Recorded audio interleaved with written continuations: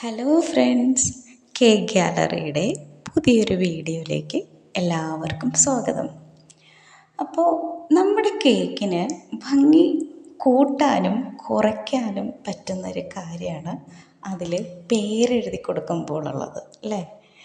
അപ്പോൾ നമുക്ക് എല്ലാവർക്കും ഒരുപോലെ നല്ല ഭംഗിയിലൊന്നും ഒരു ആർട്ടിസ്റ്റിനെ പോലെയൊന്നും എഴുതാനുള്ള കഴിവ് എല്ലാവർക്കും ഉണ്ടാവണം എന്നില്ല. പക്ഷേ നമുക്കെല്ലാവർക്കും ശ്രമിച്ചാൽ നമുക്ക് പേരെഴുതി കൊടുക്കാൻ പറ്റാവുന്നതേ ഉള്ളൂ. ഞാൻ ഷോപ്പ് തുടങ്ങി കുറച്ച് നാളുകൾക്ക് ശേഷമാണ് പേരെഴുതാൻ തുടങ്ങിയത്. ആദ്യമൊന്നും ഞാൻ പേരെഴുതി കൊടുക്കില്ലായിരുന്നു. ആദ്യം ഫോണ്ടൻ കട്ടേഴ്സിൽ ലെറ്റർ കട്ട് ചെയ്തെടുക്കും. അതുപോലെ toppers happy birthday, happy anniversary നമ്മൾ ടോപ്പർ കുത്തി കൊടുക്കുമായിരുന്നു. അപ്പോൾ ഫോണ്ടനിൽ പേര് കട്ട് ചെയ്തെടുക്കുന്നതിന് ഒരു ഭംഗി, നമ്മൾ നല്ല റണ്ണിങ് ലെറ്ററിൽ പേരെഴുതുന്നതിന് വേറൊരു ഭംഗി. രണ്ടിനും ഭംഗിയുണ്ട്, പക്ഷെ രണ്ടും രണ്ട് രീതിയിലാണെന്ന് മാത്രം. അപ്പോൾ നമുക്കിന്ന് വിപ്പിംഗ് ക്രീമിൽ എങ്ങനെയാണ് എഴുതുന്നതെന്ന് നോക്കാം. അപ്പോൾ അതിന് വേണ്ടിയിട്ട് നമ്മൾ വിപ്പിംഗ് ക്രീം ലൂസാക്കി എടുക്കാം. ഒന്നുകിൽ നമ്മൾ സോഫ്റ്റ് പീക്കിൽ വിപ്പ് ചെയ്തെടുക്കാം. ഇനി അതല്ല എങ്കിൽ സ്റ്റിഫ് പീക്കിൽ നമ്മൾ നന്നായിട്ട് ന്യൂജെൽ ആഡ് ചെയ്ത് മിക്സ് ചെയ്തെടുക്കാം. നമ്മളിതിനകത്ത് കളർ ആഡ് ചെയ്യുമ്പോൾ എപ്പോഴും നല്ല ബ്രൈറ്റ് കളർ ആഡ് ചെയ്യുക.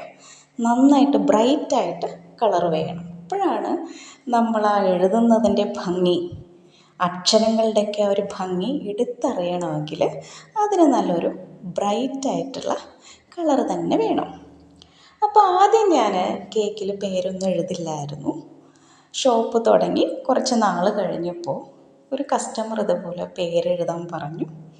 അന്നേരം ഞാൻ കസ്റ്റമറിനോട് പറഞ്ഞു, അയ്യോ ഞാൻ എഴുതിയാൽ ശരിയാവില്ല, എനിക്കങ്ങനെ അത്ര ഭംഗിയിലൊന്നും എഴുതാൻ അറിയില്ല. അപ്പോൾ ആ കസ്റ്റമർ പറഞ്ഞു, കേക്ക് ഉണ്ടാക്കുന്നയാളല്ലേ, എന്തായാലും എഴുതിക്കോ, ഞങ്ങൾക്ക് പ്രശ്നമൊന്നുമില്ല. അങ്ങനെ ആദ്യമായിട്ട് ഞാൻ കേക്കിൽ പേരെഴുതി.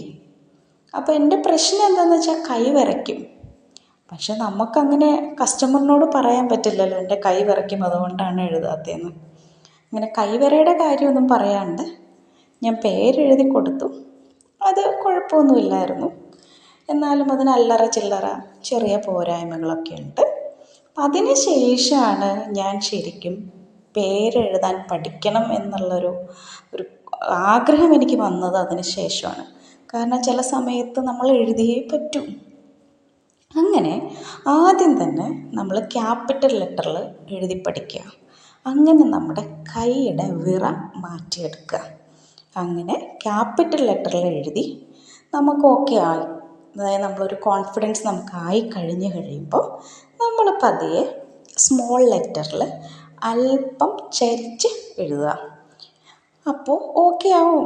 ഇപ്പോൾ ഹാൻഡ് റൈറ്റിംഗ് എൻ്റെ മോശമാണെന്ന് പറഞ്ഞ് നമ്മളങ്ങനെ പുറകോട്ട് വലിഞ്ഞ് നിൽക്കേണ്ട ആവശ്യമൊന്നുമില്ല. ആകെ ഹാപ്പി ബർത്ത്ഡേയും ഹാപ്പി ആനിവേഴ്സറിയും ഈ 2 വാക്കുകളാണ് നമുക്ക് എഴുതാനുള്ളത്. അത് മാത്രമായിട്ടൊന്ന് എഴുതി പഠിച്ചാൽ നമുക്ക് ഹാൻഡ് റൈറ്റിംഗ് നല്ലപോലെ ഇമ്പ്രൂവ് ആവും. ഇതിപ്പോൾ നമുക്ക് തിരക്കില്ലാത്തൊരു ദിവസമായിരുന്നു, അതുകൊണ്ടാണ് ഇങ്ങനൊരു വീഡിയോ ഞാൻ എടുത്തത്. ഇന്ന് വന്നൊരു ഓർഡർ വന്നൊരു കേക്കാണ്. അപ്പോൾ അതിനകത്ത് പേരെഴുതുന്നതാണ് നമ്മളീ കണ്ടുകൊണ്ടിരിക്കുന്നത്. ബ്ലാക്ക് ഫോറസ്റ്റ് കേക്കാണ്, 1 kg കേക്കാണ്. അപ്പോൾ നമ്മൾ കേക്കിൽ പേരെഴുതി നമ്മൾ പാക്ക് ചെയ്തു.